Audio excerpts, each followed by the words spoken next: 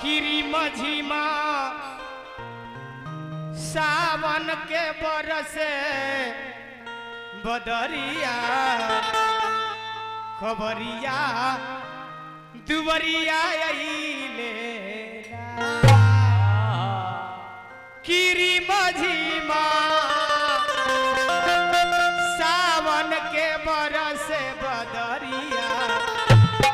खबरिया दुवरिया अइले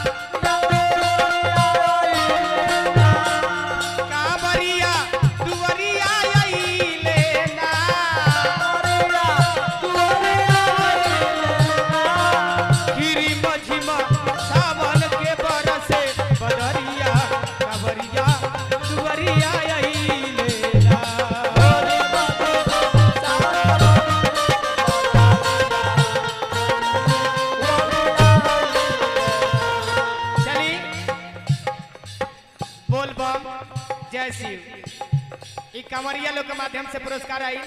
सत्येंद्र विकास सोनू जी की तरफ से पुरस्कार श्रद्धा के जय जयकार भोला बाबा के कृपा सदा सदा बरकरार रहो बोल बम जय शिव के नारा सुनाला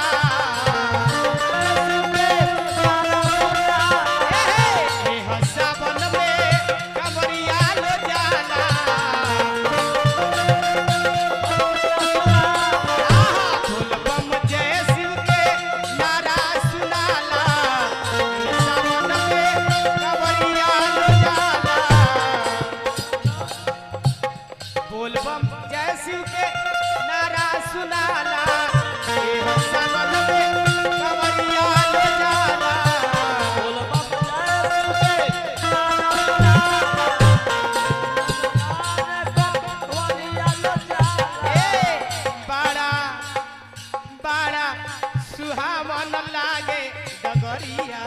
खबरिया दुवरिया अइले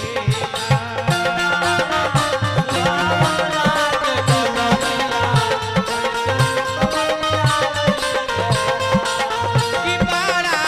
सुहावन लागे डगरिया खबरिया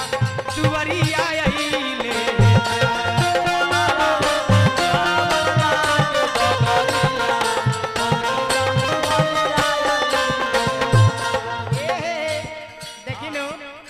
भोला बाबा के कृपा ऐसन कृपा हो कि केहू जाने ला ना वहाँ के कृपा चलिए है खरगी रामपुर से हमरा मास्टर साहब जी फिर पुरस्कार देनी आ देखी हमरा मास्टर साहब और यूट्यूबर भाई बहुत दूर से आयल बड़े और देखी यूट्यूबर भाई बहुत दूर से आयल बड़े हाँ तनी वहाँ से भेंट कली चल गई खरगी रामपुर से हमरा मास्टर साहब जी हजार रुपये का पुरस्कार सारा लोग के देनी भोला बाबा के कृपा सदा बरकरार रहो यहाँ के परिवार पर यहाँ के ऊपर बोल बाप जय शिव पीस के पीव की बरसे